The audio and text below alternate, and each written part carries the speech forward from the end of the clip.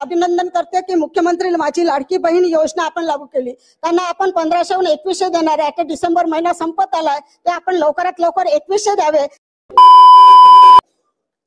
अध्यक्ष महोदय, महामहिम राज्यपालाच्या अभिभाषणावर मी चर्चा करत असताना या ठिकाणी मुख्यमंत्री आणि उपमुख्यमंत्री सन्माननीय अजितदादा देवेंद्र फडणवीस साहेब या ठिकाणी उपस्थित, त्यांना मी विनंती करते की डॉक्टर भाऊसाहेब उर्फ पंजाबराव देशमुख यांची 27 डिसेंबर या ठिकाणी जन्मशताब्दी वर्ष आहे। म्हणून मला या ठिकाणी महाराष्ट्र शासनाच्या वतीने आपल्याला विनंती करायची आहे की डॉक्टर भाऊसाहेब देशमुख यांना भारत रत्न पुरस्कार देण्यासाठी शिफारस आपण त्या ठिकाणी केंद्र शासनाला करावी अशी या ठिकाणी विनंती करते। त्यासोबतच केंद्र शासनाने मराठी भाषेला अभिजात भाषेचा दर्जा मिळाला त्याबद्दल सुद्धा मला शासनाचे मनापासून अभिनंदन करते।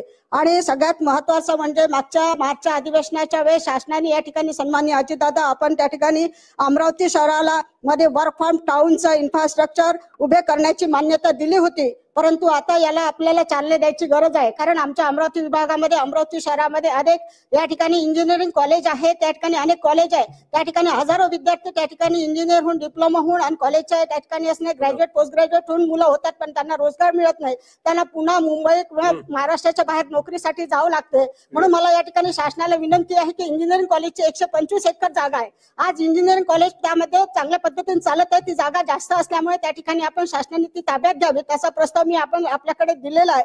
आणि त्या ठिकाणी आपण या ठिकाणी इन्फ्रास्ट्रक्चर उभं करून त्या ठिकाणी IT कंपनीसाठी जर आपण त्या ठिकाणी भाडे तत्वावर किंवा लीजवर दिलं तर त्या निमित्तानं या ठिकाणी असणारे आमच्या अमरावती शहरातलं एक ज्येष्ठ नागरिकांचं शहर होते की काय अशी भीती निर्माण झाली आहे। म्हणून आमच्या इथले जे हजारो विद्यार्थी या ठिकाणी शिक्षण घेऊन निघतात त्यांना जर आपण या ठिकाणी वर्क फ्रॉम टाउनची जर आपण सोय करून दिली तर निश्चितच आमच्या अमरावती विभागामध्ये अमरावती शहरामध्ये त्या ठिकाणी रोजगार निर्माण होईल आणि या ठिकाणी आमच्या शहराचं कॅपिटल उत्पन्न सुद्धा वाढेल। म्हणून मला या ठिकाणी शासनाला सगळ्यात महत्त्वाची विनंती करायची आहे की येणाऱ्या बजेटमध्ये बजेटमध्ये आपण तरतूद करून या ठिकाणी इंजिनिअरिंगची शासनाची जागा घेऊन त्या ठिकाणी वर्क फ्रॉम टाउनची आपण बिल्डिंग तयार करून द्यावी, त्या ठिकाणी सोयी सुविधा उपलब्ध आहे, कम्प्युटर असेल इतर ज्या व्यवस्था लागतात त्या आपण करून द्याव्या अशी या ठिकाणी मुख्यमंत्री आणि उपमुख्यमंत्री या ठिकाणी हाऊसमध्ये 2 मिनिटं 2च मुद्दे मांडायचे तर उपस्थित आहे, त्यांना विनंती आहे की याच्याकडे आपण लक्ष द्यावे आणि माझ्या अमरावती शहरामध्ये आपण वर्क फ्रॉम टाउनची या ठिकाणी सोय करून द्यावी अशी या ठिकाणी विनंती करते। त्यासोबतच शासनाचं मी अभिनंदन करते की मुख्यमंत्री माझी लाडकी बहीण योजना आपण लागू केली। त्यांना आपण 1500हून 2100 देणार आहे। डिसेंबर महिना संपत आलाय, ते आपण लवकरात लवकर 2100 द्यावे।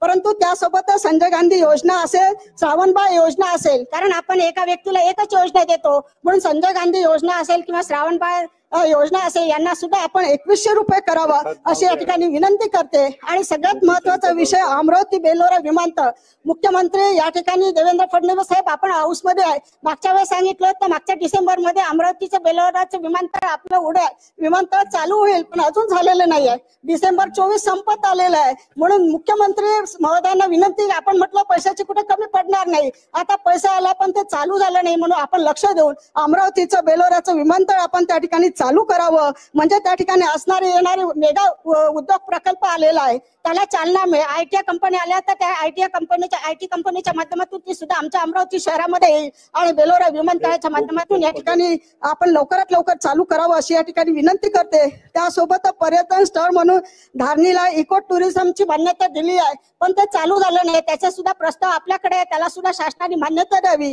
तिसरं म्हणजे चिखलदरा पर्यटन स्थळासाठी आपण एवढे मोठे पावसाळे उपलब्ध करून देतात, आमच्या अमरावती विभागामध्ये एकही पर्यटन स्थळ नाही। चिखलदरा हे पर्यटनाचं स्थळ आहे, पण त्या ठिकाणी कुठेही सोयी सुविधा नाही आहे, म्हणून शासनाने त्याकडे सुद्धा लक्ष द्यावं आणि त्याला सुद्धा पर्यटन स्थळासाठी पैसे द्यावे। आणि सगळ्यात महत्त्वाचा आणि शेवटचा विषय माझा की अमरावती शहरामध्ये अंबादेवी आणि एकविरा देवीचं मंदिर आहे। अमरावतीचं नाव हे अंबादेवीमुळे ओळखले जाते, म्हणून अंबादेवी आणि अमरावतीची जे आमची एकविरा देवी आहे याचा या ठिकाणी असणारा पर्यटन स्थळ किंवा त्या देवीच्या मंदिराचा जो प्रस्ताव आहे तो आम्ही तयार केलेला आहे, शासनाकडून मागितला होता, तो तयार केलेला आहे। म्हणून येणाऱ्या मार्चच्या अधिवेशनामध्ये आपण त्या ठिकाणी त्याला सुद्धा मान्यता द्यावी व आमच्या अमरावतीच्या अंबादेवी आणि एकविरा देवीचं जे मंदिर आहे त्याचं सुद्धा सुशोभीकरण करावं, जेणेकरून येणाऱ्या महाराष्ट्रातले हजारो लोक त्या ठिकाणी दर्शनाला येतात, त्या हजारोच्या लोकांना त्या ठिकाणी सोयी सुविधा उपलब्ध होईल असं या ठिकाणी मला सांगते। आणि सगळ्यात महत्त्वाचा विषय म्हणजे आमच्या अमरावतीमध्ये MIDCची एवढी मोठी जागा घेतली आहे।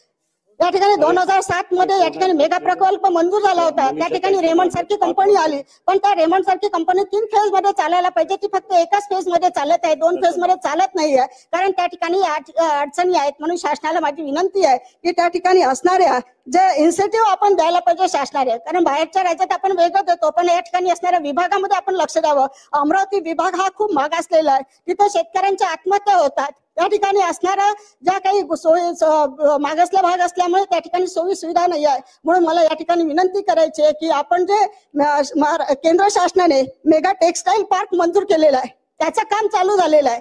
मग या ठिकाणी त्या प्लॉट पडतील, सगळ्या सुविधा होतील, पण त्या ठिकाणी कंपनी आल्या पाहिजे. म्हणून या ठिकाणी महाराष्ट्र शासनाने त्याच्याकडे लक्ष द्यावं आणि त्या ठिकाणी ज्या कंपनीला जे इन्सेंटिव्ह लागतील, ज्या सोयी सुविधा लागतील, त्यांना आपण काय देऊ शकतो, अशा माध्यमातून या मेगा प्रकल्प आमच्या अमरावती शहरामध्ये चालू झाला पाहिजे. यासाठी शासनाने लक्ष द्यावं अशी